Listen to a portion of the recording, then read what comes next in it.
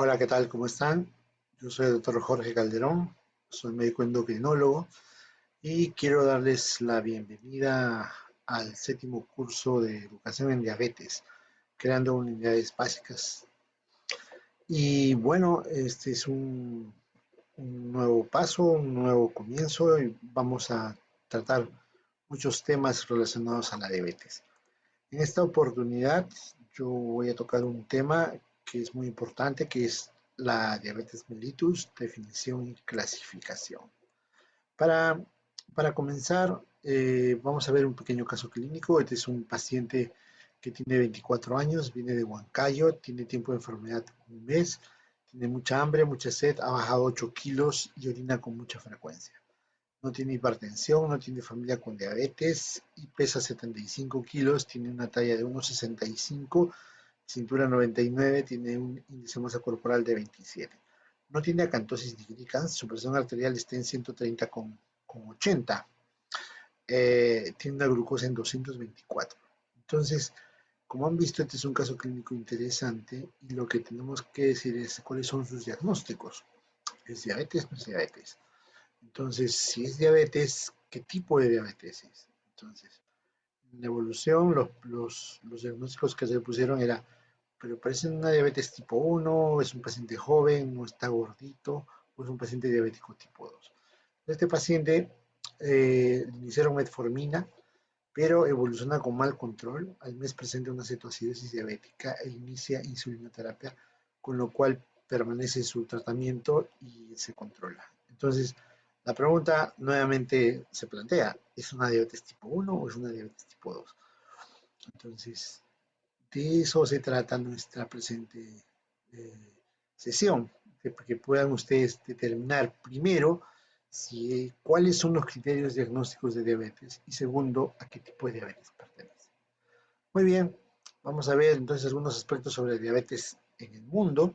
Como ustedes saben, la diabetes es una enfermedad mundial, global, y se estima, según el último atlas de la Federación Internacional de Diabetes, que en el 2019 habían 463 millones de personas con diabetes, de los cuales se estima que para el año 2030 va a haber 578 y para el 2045 700 millones de pacientes con diabetes.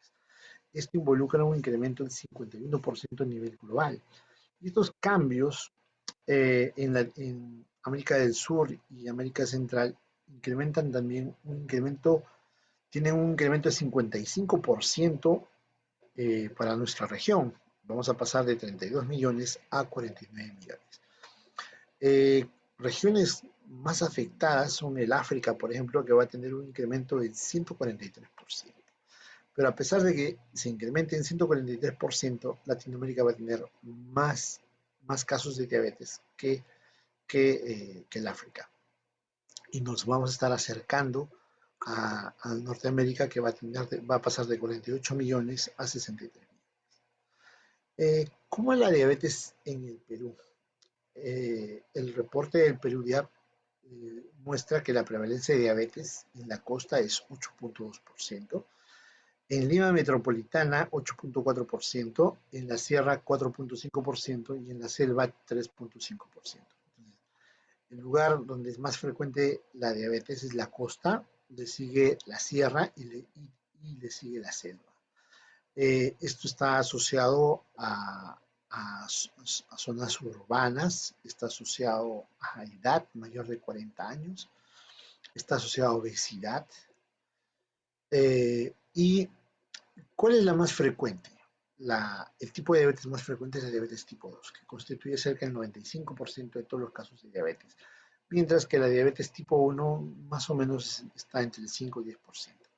Lamentablemente, entre el 40 y 50% de los pacientes con diabetes aún están sin diagnóstico. O sea, están en su casa, están estudiando, están en la universidad, están trabajando, están de repente en un hospital o en un colegio y están con diabetes, se están complicando y nosotros todavía no lo hemos diagnosticado. La diabetes a partir de los 40 años se duplica el número. El pico de frecuencia de diabetes está entre los 60 y 74 años. Y conforme avanza los años, el gasto que ocasiona la diabetes es cada vez mayor. Para el 2017 se ha gastado 727 billones de dólares. Es un gasto enorme. Es una de las enfermedades que más gastos ocasiona en el mundo. ¿Cómo se define la diabetes? La diabetes se le puede definir como una enfermedad crónica que se caracteriza por elevación de la glucosa, a hiperglicemia.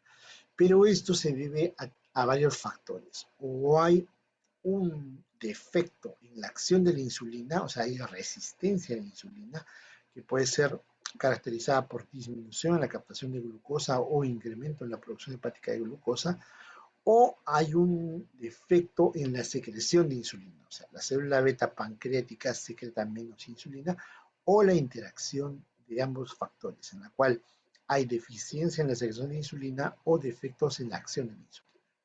¿Listo? Muy bien.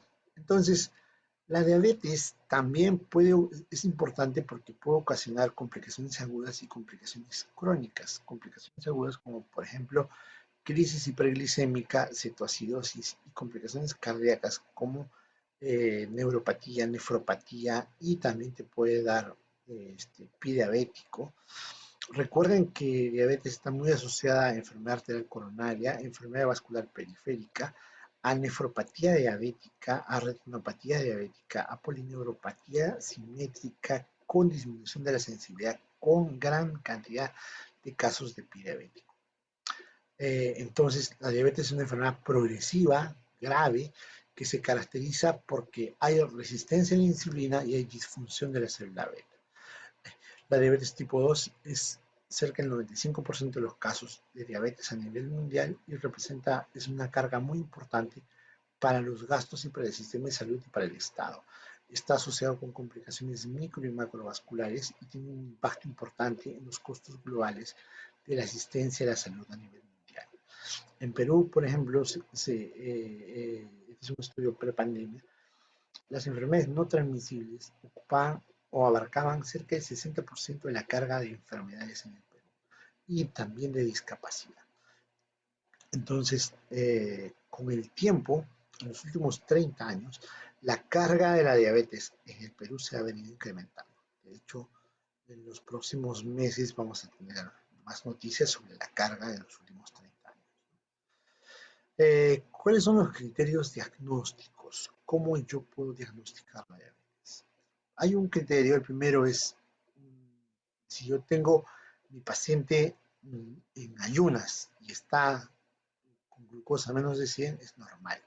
Si su glucosa está entre 100 y 125, tiene glucosa elevada en ayunas o prediabetes.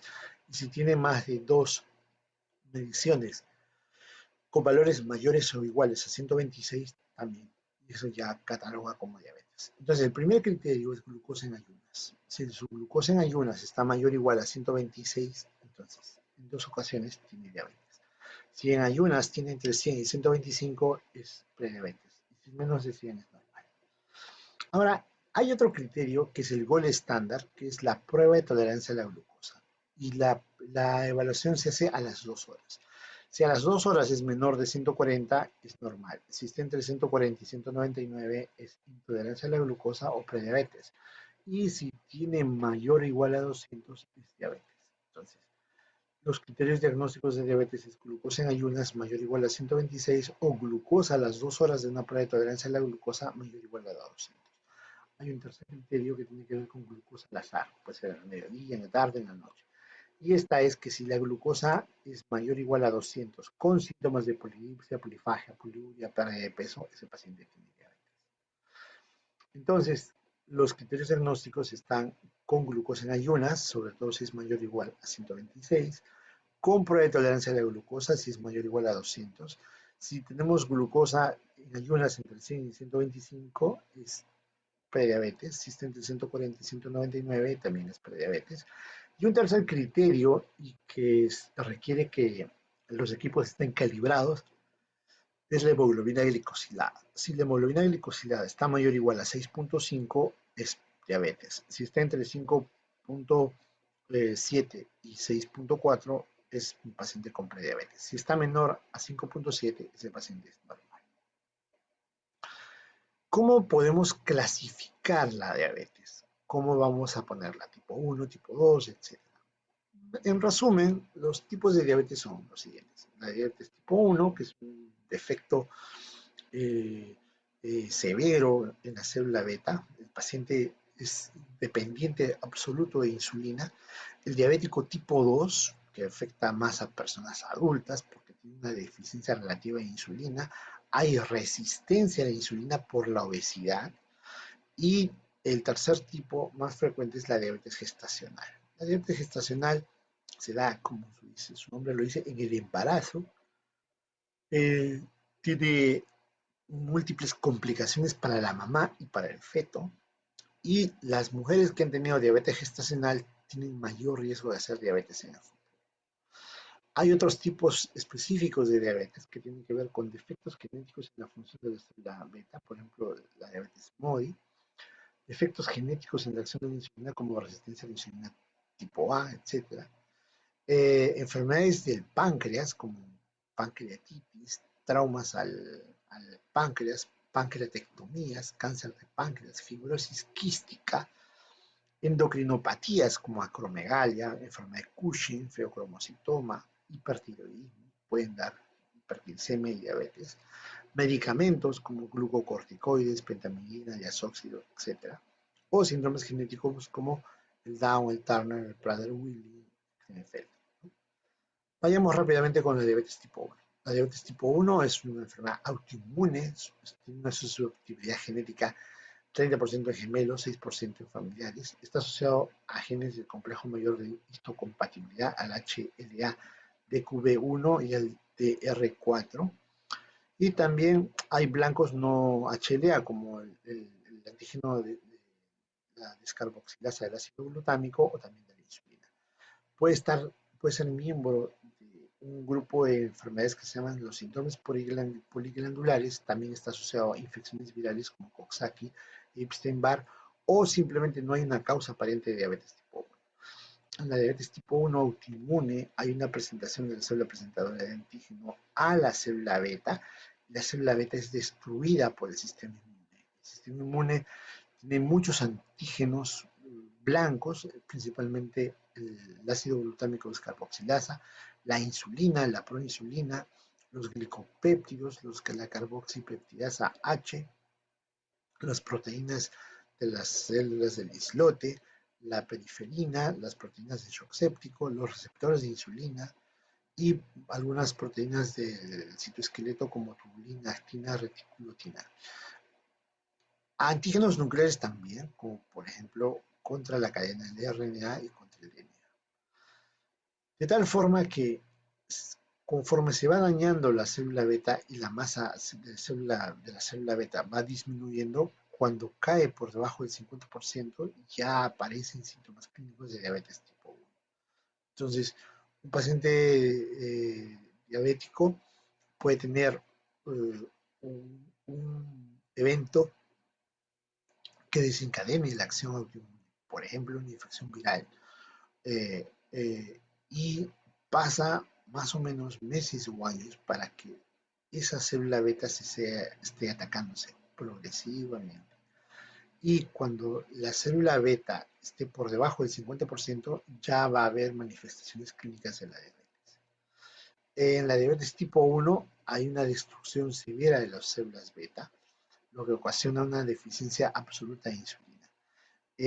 La diabetes tipo 1 mediada por anticuerpos, hay destrucción autoinmune. Los anticuerpos más frecuentes, en el 85 o 90%, son los anticuerpos anti-islotes o los anti-ICA, los anti-insulina, los anti-ácido glutámico descarboxilasa, los famosos anti-GAT65, y los antitirosina fosfatasa. Hay varias etapas en las cuales el primer evento es un evento precipitante, el segundo estado es una destrucción inmune de las células beta mediadas por linfocitos T, El tercer estadio es una alteración en la tolerancia a la glucosa. El cuarto estadio hay una hiperglicemia con una diabetes clínica con valores de péptido C todavía normales. Y el último estadio es cuando ya no se produce insulina y el péptido C está muy disminuido y el paciente depende de insulina exógena para sobrevivir. Entonces, en unas células beta, la, la, en una diabetes tipo 1, las células beta están destruidas, dañadas. No hay insulina que se produzca para la sangre. Por lo tanto, el páncreas pierde su capacidad de secretar insulina y por ende la glucosa se incrementa en la sangre. Hay Entonces, en la diabetes tipo 1 hay predisposición genética múltiple, pues está relacionada a factores ambientales. Los pacientes son usualmente delgados, tienen una forma de desarrollar otros tipos de enfermedades autoinmunes como enfermedad de Graves, tiroiditis de Hashimoto, enfermedad de Addison, vitíligo, etc. Y usualmente los pacientes con diabetes tipo 1 presentan cetoacidosis diabética. Los diabéticos tipo 2 también hacen cetoacidosis diabética. Los picos para la presentación de la diabetes tipo 1 es en etapa preescolar, la pubertad y las etapas de otoño e invierno. Hay una diabetes tipo 1 que es idiopática, acá la etiología no es conocida, tiene una tendencia a cetoacidosis, no hay evidencia de autoinmunidad ni está asociado a HbA. Simplemente se destruyeron las células beta y no se detecta anticuerpo. Los principales síntomas son sed anormal, boca seca, la micción es frecuente, hay fatiga, hay apetito constante, pérdida de peso, los niños usualmente mojan la cama, la visión es borrosa. Entonces, en conclusión, la diabetes tipo 1 es una enfermedad que da a los jóvenes, se diagnostica en niños, adolescentes, puede ser desde los 6 meses de edad hasta los 30 años. Las células beta del páncreas no producen insulina y el tratamiento para este tipo de pacientes es con dieta, con ejercicios y con insulinoterapia. Muy bien, el segundo tipo de diabetes y el más frecuente que vamos a ver nosotros, ya sea en el primer nivel, en el segundo nivel o en hospitales especializados, es la diabetes tipo 2. La diabetes tipo 2 abarca entre el 90 y 95% de los casos. También le llaman DM2, la diabetes del adulto.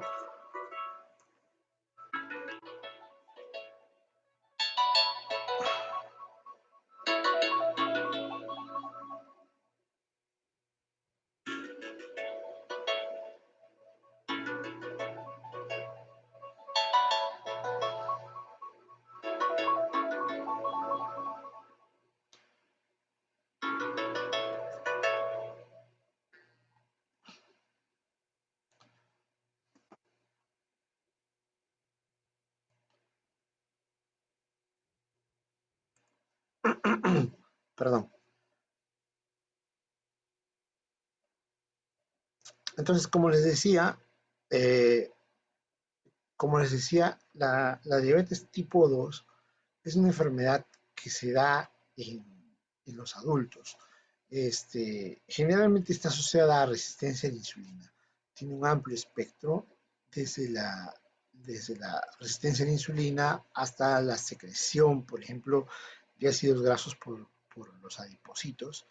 Y hay tres procesos importantes. Uno es la resistencia a la insulina, hay una excesiva producción de glucosa por el hígado y hay una secreción insuficiente de insulina. Eh, al, al inicio, la glucosa va a estar normal, pero hay resistencia a la insulina. Es la primera etapa, donde hay una compensación de la célula beta. Hay hiperinsulinemia y hay resistencia a la insulina. Hay un segundo momento en que hay una alteración en la glucosa postprandial, o sea, hay intolerancia a la glucosa. Un tercer momento es que ya no se puede suprimir la gluconeogénesis hepática porque hay resistencia a la insulina y hay entonces hiperglicemia.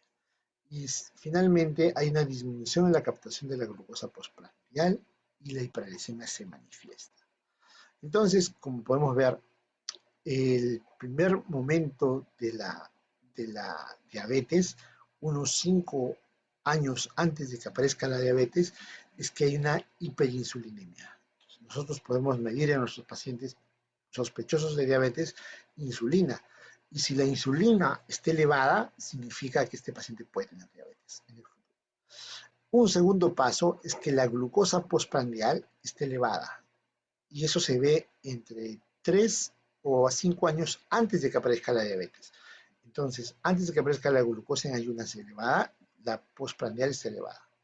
¿Cómo lo detecto eso? Con pruebas de tolerancia a la glucosa. Entonces, si ustedes desean encontrar pacientes que tengan riesgo de diabetes, tienen que hacer pruebas de tolerancia a la glucosa. Y la prueba de tolerancia a la glucosa se puede hacer desde el primero hasta el tercer nivel de tensión. Una vez que, una vez que el paciente tiene hiperinsulinemia y hay resistencia a la insulina, esta resistencia a la insulina permanece todo el tiempo en la diabetes. Pero la secreción de insulina le dura entre 5 y 10 años al paciente. Pasados los 10 años, se acaba su reserva de célula beta y el paciente ya no secreta insulina. Por ende, el paciente debe recibir tratamiento con insulina. Otro factor importante es que cuando el paciente debuta con la hiperglicemia y la hiperglicemia se da en ayunas, esta hiperglicemia continúa incrementándose conforme avanza el tiempo. Entonces, tenemos un evento en el que hay normoglicemia, prediabetes y diabetes. En todos ellos hay resistencia a la insulina y hay deterioro de célula beta. Cuando empieza la prediabetes, empiezan las complicaciones macrovasculares. Y cuando aparece la diabetes, ya empiezan las complicaciones microvasculares. Desde que el paciente tiene una glucosa normal y tendencia a la diabetes, hay disfunción endotelial y hay daño endotelial, que a la larga daña las arterias de los pacientes y los conduce a la enfermedad vascular periférica y a la microangiopatía que daña los nervios, los ojos y el riñón. Entonces, en el desarrollo de la diabetes hay una resistencia a la insulina y hay una alteración de la célula beta. Esta combinación de ambas provoca que haya resistencia a la insulina y niveles bajos de insulina con intolerancia a la glucosa y a la larga llevan a la diabetes tipo 2. En la diabetes tipo 2 se le ha encontrado muchos factores, principalmente se ha encontrado secreción de insulina alterada. En un segundo término se ha encontrado efecto incretina disminuido, lipólisis aumentada, se le ha encontrado también reabsorción de glucosa incrementada, captación de glucosa disminuida, se ha encontrado célula alfa pancreática con secreción incrementada de glucagón, producción de glucosa hepática aumentada y disfunción de neurotransmisores, todos ellos conduciendo a hiperglicemia. Cuando hablamos de diabetes, estamos viendo un iceberg. Cuando hablamos de diabetes tenemos una serie de alteraciones, principalmente debajo de un paciente diabético hay resistencia a la insulina, hiperinsulinemia, obesidad central, dislipidemia, hipertensión. O sea, tenemos todo un cuadro de síndrome metabólico que a la larga conduce a que aparezca la diabetes. Los síntomas de la diabetes, en la diabetes tipo 2, está sed aumentada, boca seca, hay polidipsia, hay falta de energía, fatiga, hormigueos, entumecimiento de los pies, de las manos, hay infecciones micóticas, hay lentitud en la curación de las heridas, hay visión borrosa. ¿Y cómo son los otros tipos de diabetes? Hay, por ejemplo, la diabetes de Modi, en la cual hay defectos en la función de la célula beta por defectos de factores nucleares hepáticos. Defectos genéticos con la acción de la insulina, como la resistencia a la insulina tipo A, el leprecaunismo, el síndrome de Rapsol-Mendenhall, las enfermedades del páncreas exocrino, como la fibrosis quística, la neoplasia, la pancreatitis, la pancreatectomía, los traumas del páncreas, endocrinopatías como síndrome de Cushing, acromegalia, hipertiroidismo, feocromocitoma, glucagonoma, hiperglicemia por medicamentos, principalmente corticoides, pentamidina, diazóxido, hormona tiroidea, infecciones virales, principalmente rubiola citomegalovirus, y enfermedades genéticas como Down, Klinefelter, Turner, porfiria y síndrome Prader-Willi. El MODY, la diabetes tipo MODY, es una diabetes en la cual hay alteraciones en el factor nuclear del hepatocito, ya sea el 1 alfa, el 1 beta, el 4 alfa, el factor neuro D1, que tiene que ver con alteraciones genéticas, que tienen que ver con el transporte de la glucosa, con la glicólisis, y esto hace que la secreción de insulina en los pacientes con MODY esté afectada, y también esto hace que la glucosa esté incrementada. En los pacientes, por ejemplo, que tienen alteraciones de la glucoquinasa, la curva de glicemia está elevada, pero no tan alta como en los pacientes diabéticos tipo 2. El perfil de un MODY es un paciente que su herencia es monogénica, dominante, autosómica. El inicio de la enfermedad es en los niños, en la adolescencia o en los adultos jóvenes, usualmente menores de 25 años. Son multigeneracionales, tienen una penetrancia del 80-95%, son pacientes no obesos y no tienen síndrome metabólico. En cambio, el diabético tipo 2 es poligenético, el modo de herencia es poligenético, tiene muchos genes y tiene interacción ambiental, sobre todo alimentación y sedentarismo. La edad de inicio del diabético tipo 2 es en los adultos, a partir de los 40 años. Raramente es multigeneracional, tiene una penetrancia variable entre el 10 y 40%. Los pacientes son usualmente obesos y tienen síndrome metabólico. Muchas endocrinopatías, por ejemplo, este es un paciente con síndrome de Cushing, que hace diabetes, una paciente con hipertiroidismo, que en sus cuadros de glucosa están elevados, pero no son tan altos, son 130, 150, 160.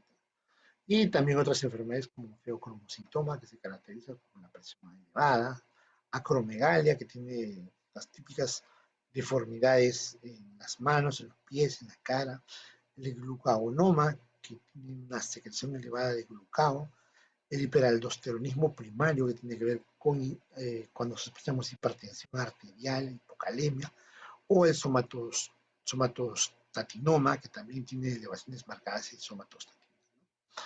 Drogas, principalmente glucocorticoides, sobre todo en época de infecciones respiratorias como el COVID, mucha gente ha empezado a automedicarse con glucocorticoides. Y ya se ha demostrado, por ejemplo, que usar corticoides en el primer nivel de tensión con un COVID leve incrementa el riesgo de mortalidad en comparación a los que no usan corticoides. Por otro lado, los químicos farmacéuticos o la gente que dispensa medicamentos en las farmacias alegremente prescribe corticoides, ¿no? Tienes dolor de cuello, le meten corticoides, tienes dolor de rodilla, corticoides, dolor de cabeza, corticoides.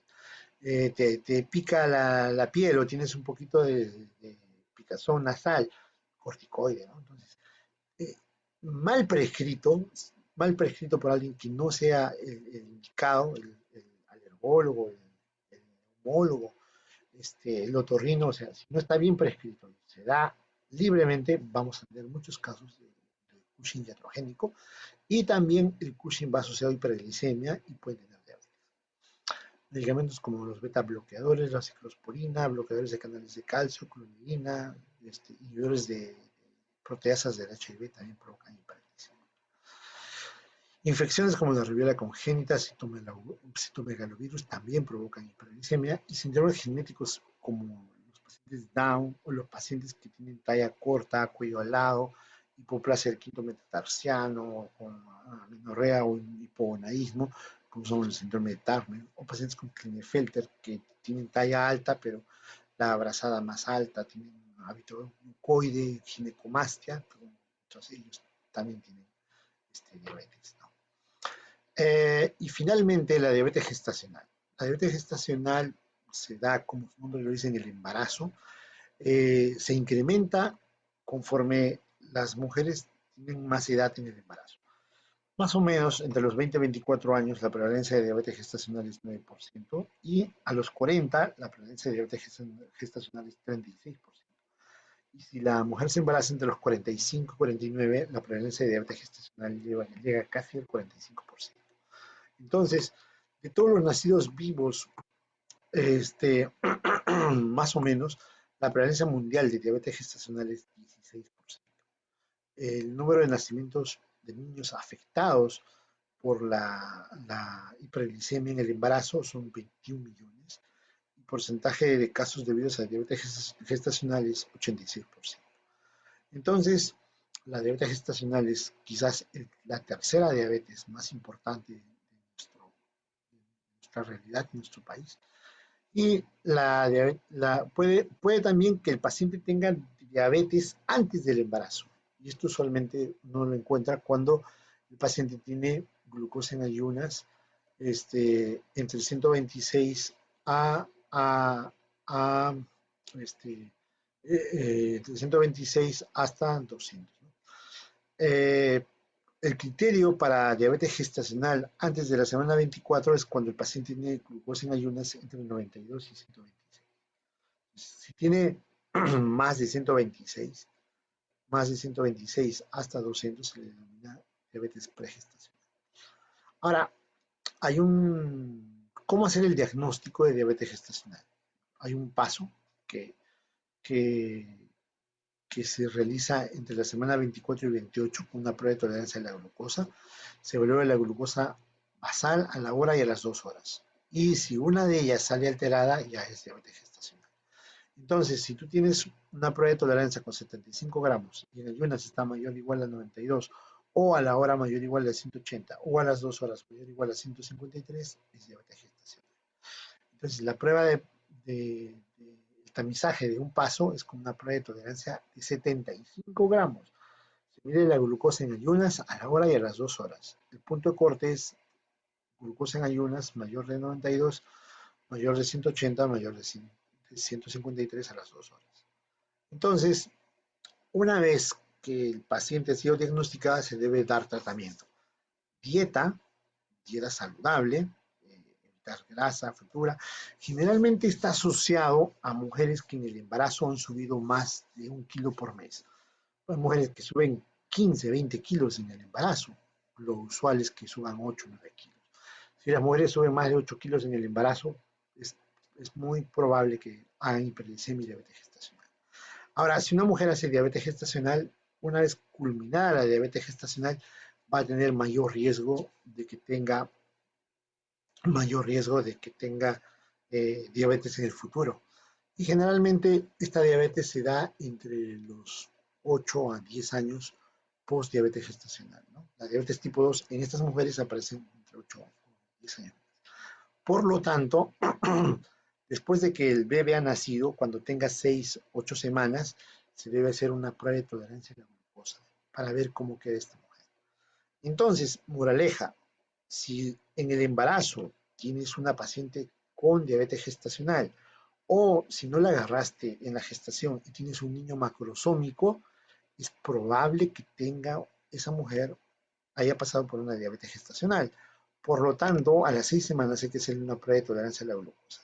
Y hay que seguirla, si es que ha tenido diabetes gestacional o macrosomía, hay que seguir a esta paciente, hay que intervenirla, porque es el momento adecuado para prevenir la diabetes tipo 2 en el futuro. Complicaciones maternas por la diabetes gestacional, preeclampsia, eclampsia, 10 a 25%, infecciones, por ejemplo, colomioitis, cervicovaginitis, infección puerperal, hemorragia posparto, partos por cesárea, uso de requerimiento de insulina, incremento o la agravación de la retinopatía y la nefropatía, complicaciones fetales, anomalías congénitas entre 7 a 15 veces más frecuente, macrosomía o retardo de crecimiento intrauterino, parto traumático, pueden ser prematuros, pueden ser síndrome de distrés respiratorio del neonato, apnea, bradicardia, hiperglicemia, hipoglicemia, pueden hacer poliglobulia, hipocalcemia, hiperbilirubinemia, o también hacen síndrome de hiperviscosidad. Lo más trágico es que la placenta tiene reloj cronológico que una mujer no diabética más o menos se suena o se enciende a las 39, 40 semanas. Y en ese momento, a partir de las 40 semanas, la placenta envejece rápidamente y es un paso por el cual se da el parto. En cambio, en las diabéticas gestacionales, la placenta envejece más rápido, tiene más riesgo de ser sufrimiento fetal y también tiene más riesgo de que haya muerte súbita del feto. Si un paciente tiene diabetes gestacional, tiene que tener un monitoreo, un chequeo permanente entre su endocrinólogo y su ginecólogo. Y se debe de considerar si ese parto, sobre todo si es que están con complicaciones y requieren insulina, se debe evaluar si ese parto va a llegar a término o si es que la placenta empieza a envejecer, ese paciente tiene que ser sometido a una cesárea. Entonces, luego de que nace el niño, se debe hacer una prueba de tolerancia para ver cómo queda esa madre y se debe recomendar siempre cambios de estilos de vida, control de glucosa cada año, cada 3 años. Entonces, para terminar, la diabetes es una enfermedad frecuente, globalmente está incrementándose a nivel nacional, a nivel regional, a nivel mundial. Hay incrementos importantes de la diabetes. Los principales tipos de diabetes son diabetes tipo 1, en el cual hay un defecto en la secreción de insulina, la diabetes tipo 2, en el cual el cuerpo produce insulina, pero hay resistencia a la insulina. Y la diabetes gestacional, que es una condición temporal que se da en el embarazo, que se da más o menos en el 16% de todos los casos de embarazo. Y que la diabetes es una enfermedad que puede provocar múltiples complicaciones, accidentes cerebrovasculares, ceguera, infartos de miocardio, insuficiencia renal o amputaciones. Y es una enfermedad que tenemos que tener presente y saber cómo diagnosticarla precozmente, incluso antes de que aparezca la hiperglicemia, ¿no? Y tenemos herramientas como medir resistencia a la insulina y también podemos medir glucosa postprandial. Muy bien, quiero terminar recomendándoles algunas lecturas en la página web de la Federación Internacional de Diabetes. Pueden buscar este libro, el IDF Clinical Practice Recommendation o de Diabetes Foods. Este es un libro muy bueno donde evalúa cómo se chequea el pie diabético, es muy amigable. El Atlas de la Diabetes, que ya estamos en la 9ª edición. La práctica clínica y las recomendaciones para el manejo de la diabetes tipo 1 en el nivel primario y la diabetes en la infancia y en la adolescencia, ¿no? Son libros que están gratuitos en la página web de IDF. Se los recomiendo. Muy bien, eso sería todo. Los espero en una siguiente presentación. Cualquier duda, comentario, pues tiene mi correo jcalderont@gmail.com. Bienvenidas las preguntas. Muy bien, los espero en la siguiente sesión. Hasta luego.